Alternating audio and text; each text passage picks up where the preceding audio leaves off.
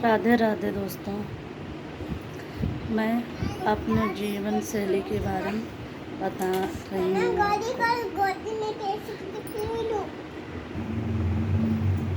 जब से मुझे मेरे गुरुदेव मिले। मेरे गुरुदेव हैं देवकी नंदन ठाकुर जी। मैं अपने मायके में थी और वहीं मेरे गुरुदेव जी का आगमन दिल्ली रोहिणी जापानी पार्क में कथा थी। कथा के 7वें दिन ही मैं पहुंची और मैं वहीं से दीक्षा मुझे मिली। मेरी मम्मी और मेरी बहन खुशबू और मैं दोनों लोगों ने दीक्षा ली। कथा तो मैं काफ़ी दिनों से सुनती थी, लेकिन मैंने तय किया था कि मुझे गुरुदेव वो सुन लेने हैं दीक्षा कि जो मेरे दिल को और मेरे मार्ग को दर दिशा दिखाएं। लेकिन मुझे स्वप्न में ही मेरे गुरुदेव मुझे गुरु मंत्र दिया, गुरु मंत्र मिला मुझे कथा पंडाल में। मेरे स्वप्न में ही आए थे। स्वप्न में आके फिर मैं 5 साल बाद इंतज़ार हुआ। 5 साल के बाद मैं कथा तो सुनती थी, लेकिन 5 साल के बाद मुझे गुरुदेव जापानी पार्क रोहिणी दिल्ली में आए थे। वहीं मैं दीक्षा ली थी। दीक्षा लेने के बाद पहले तो मैं भी धर्म आत्मा कोई ऐसी कोई लड़की नहीं थी। मैं भी नास्तिकी थी, ना पूजा करती थी ना पाठ, बस नॉर्मली ही सुबह नहाना धोना और बस मन हुआ तो मंदिर गए, नहीं मन हुआ तो नहीं जाती थी। मैं अपने सीरियल ही देखती थी, पूरी रात नाटक पिक्चर यही सब देखती थी। और कभी मेरी मम्मी मुझे कहती थी दिन भर, शादी से पहले की बात है, शादी के बाद में तो फिर मैं कथा सुनती रही। कथा सुनने के बाद में मुझे फिर मेरा मन हुआ कि मैं अब दीक्षा अब लेनी चाहिए। मेरी शादी हो गई, फिर उसके बाद कथा सुनी, मेरे कथा में मन लगने। मेरी मम्मी तो हालांकि मेरी मम्मी तो डांटती थी, उससे कहती थी कि तो मेरी मम्मी ने कहा कि बेटिया कथा सुना करो भगवान की, और भगवान की पूजा भी किया करो, फिर उसके बाद चाय नाश्ता करो। लेकिन मैं नहीं, मम्मी से मैं कहती थी तो आप तो करती हो, मुझे क्या करने की ज़रूरत है।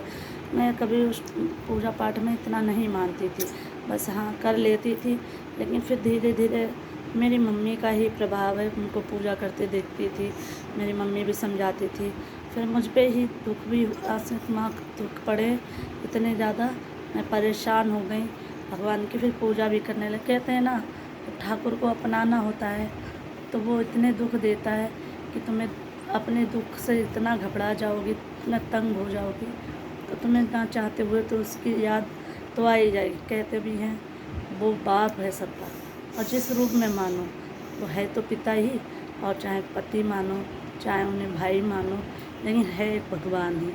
भगवान अपने भक्त, हम लोग जीव आत्मा हैं, उनके ही अंश हैं। तो वो अपने बच्चों को कैसे उसे ट्रीट करना है, कैसे डील करना है, सब उसको पता है। कैसे हमारा बच्चा हमारे पास लौटेगा। भेजा तो ज़रूर है संसार में, लेकिन वो अपने पास कैसे न कैसे करके बुला ही लेता है। हर माँ बाप को बच्चों को पता होती है हमारा बच्चा किस लाइन पे किस बात पे राज़ी होगा। तो मेरे भी भगवान को यही कुछ करना था। मुझे भी दुख ही दिया, समझ एक शिक्षा ही दी। ये संसार है कुछ भी नहीं, संसार को जब ही पार कर पाओगे जब ठाकुर की सेवा पूजा ध्यान करोगे, तो दुख भी आपको दुख नहीं लगेगा। फिर ठाकुर की पूजा करती रही, फिर मुझे कथा भी अच्छी लगने लगी।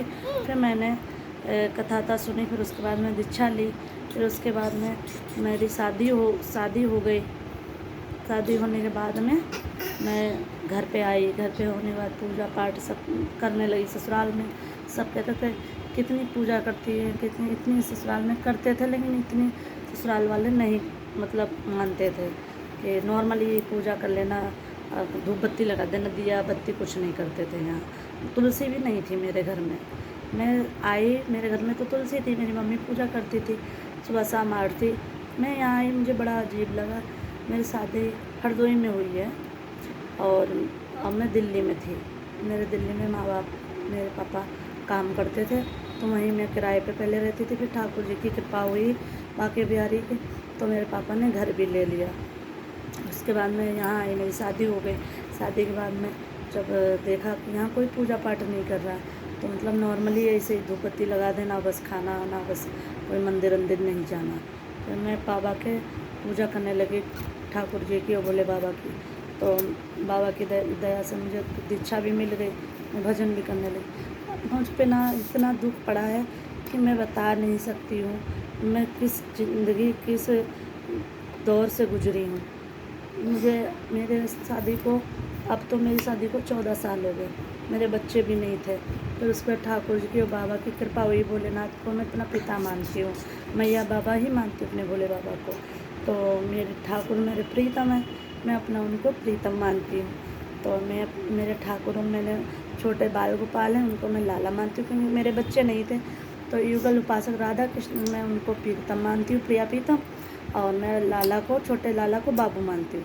तो मैं उनकी पूजा की, फिर उनकी पूजा के बाद मुझे एक बेटी मिली। मेरी बेटी तो ये है, ये मेरी छोटी सी बेटी है। और फिर मेरे ठाकुर की कृपा से मुझे बिटिया मिली है। फिर मैं उनकी पूजा पाठ अब करने लगी।